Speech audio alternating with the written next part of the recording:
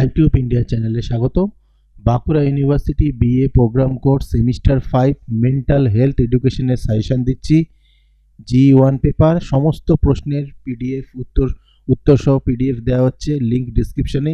PDF password ভিডিওর মাঝে বলে দেওয়া হবে, সেখান থেকে তোমরা নিয়ে নেবে। প্রশ্নপত্র দেখো প্রত্যেক বছরই প্রায় সেমই কোশ্চেন আছে, একটু ঘুরিয়ে সামান্য আসে।